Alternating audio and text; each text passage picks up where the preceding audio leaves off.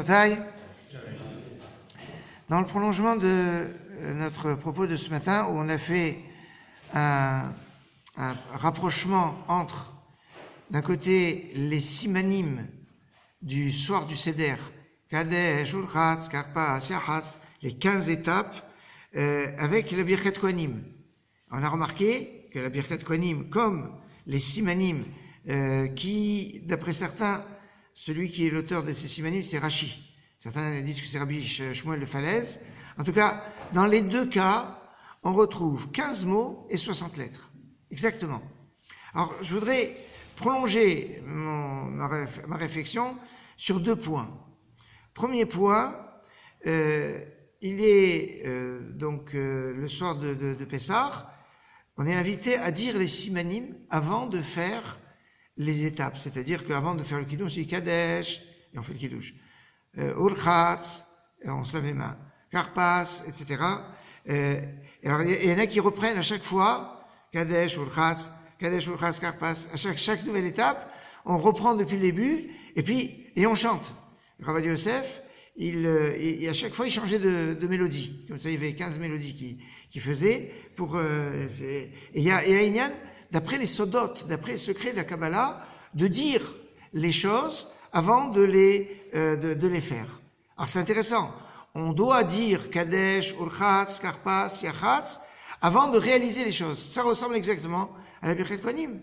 Normalement, la Birkat Kohanim, qu'est-ce qui devrait se passer? Le Kohen, il fait Yevalechecha Hashem Yishmerecha. Le Kohen, il connaît la Birkat Kohanim avec toutes les fois où il le fait. C'est pas un texte très compliqué. Donc, pourquoi on le dit d'abord? On dit Yevalechecha, il répond Yevalechecha. Hashem, il répond Hashem. Parce que c'est un peu comme dans la soirée du Seder où on dit le mot avant la réalisation de la mitzvah. Là, la réalisation de la mitzvah, c'est la bracha que le Kohen va exprimer.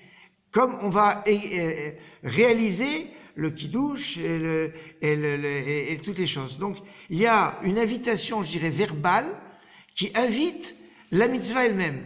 Dans un cas, on va dire les simanim et après on va faire les actes.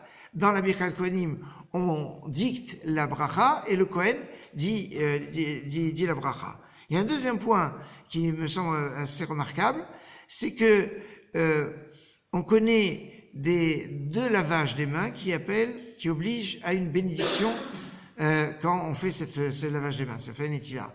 C'est le matin, après avoir dormi, etc., avant de commencer la tefila, on fait la bracha netzet et avant de manger du pain. Quand on doit faire un repas, on doit faire... Maintenant, il y a d'autres cas où on se lave les mains, mais il n'y a pas de bracha à faire. Et puis, c'est pas forcément avec un keli, ou il y a pas je dirais un rituel très bien établi. Et là, on a dans deux cas un rituel bien établi où tout le monde le fait, même si quelque part, le soir du Seder, quand on doit se laver les mains avant le Karpas, c'est ce qu'on devrait faire toute l'année quand on mange quelque chose qui est trempé, si vous le mâchez, quelque chose qui est trempé dans un liquide, ou avant de manger quoi que ce soit dans le cours de l'année, quand on va tremper quelque chose dans un liquide, on doit faire des tila avant, sans bracha. Et alors le soir du Seder, c'est comme d'habitude. Sauf que tout le monde n'a pas forcément l'habitude d'être rigoureux sur cette halakha. Mais là, il y a personne qui va manger le karpas sans faire une netila. Donc c'est une netila qu'on fait sans bracha et qui fait partie d'un rituel. Dans certaines communautés, le Baal Habayit il reste à table et on vient lui laver les mains à table. C'est un classique. Alors soit au Baal Habayit, soit à tous les convives. Et ça ressemble à quoi? La Birkat Kohanim. La Birkat Kohanim, le Kohen, on lui lave les mains, et pourtant il ne fait pas bracha dans l'Initiat Adaïm. Et on lui lave les mains, heureusement on a le Lévi en absence de Lévi, un Bechor. Mais il y a aussi un lavage des mains qui est important, qui est présent, et pourtant sans bracha de l'Initiat Adaïm. Et c'est tellement important ce lavage des mains qu'on dit que quand on est un jour de Kippour ou de Tisha B'Av où on n'a pas le droit de se laver les mains, le Kohen, quand il va faire le Birkat Kohanim, il va faire un netila comme il faut. Donc il y a ici quelque chose qui est intéressant dans le rapprochement entre, d'un côté, les étapes du soir du Seder, on a dit en 15 étapes, 60 lettres, Birkat Kohanim, 15 mots et 60 lettres, et là avec deux points intéressants sur l'invitation verbale, et la Netzila qui est corollaire à cela. Excellente soirée.